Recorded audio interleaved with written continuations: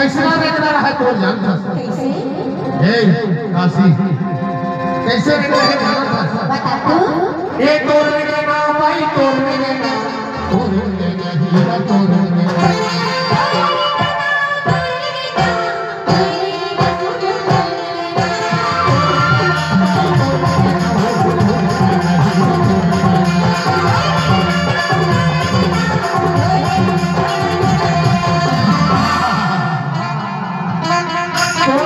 देखो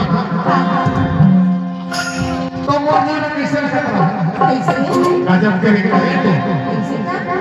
अरे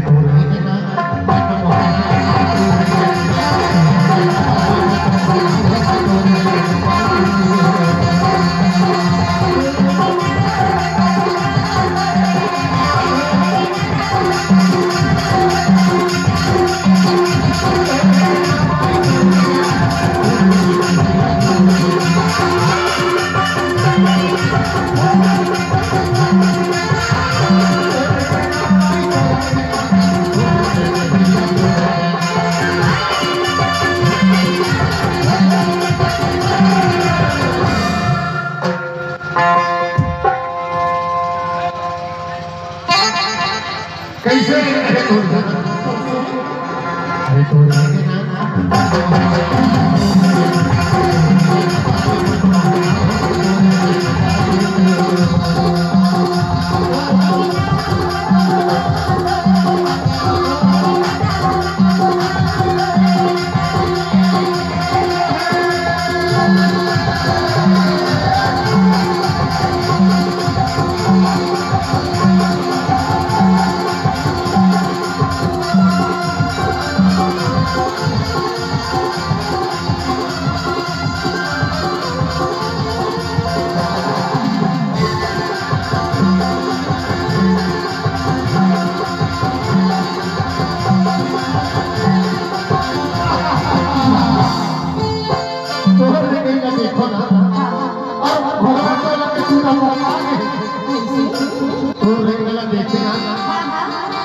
कैसे बता है जाना कैसे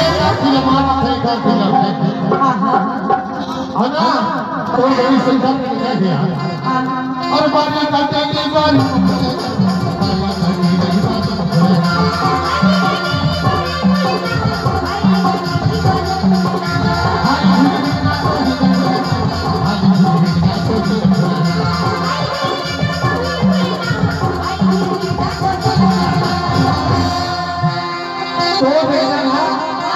कसरत हो जाता आई तो ही रख लेना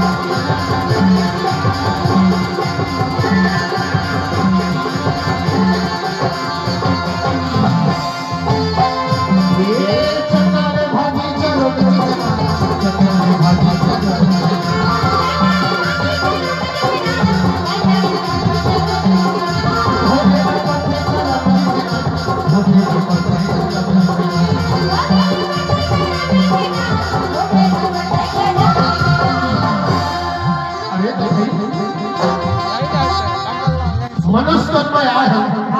अपन अपन कर्म तो भोगना पड़ता है चाहे कच्ची रोड बने चाहे पक्की बने भोगे चाहिए ये कर्म लिखना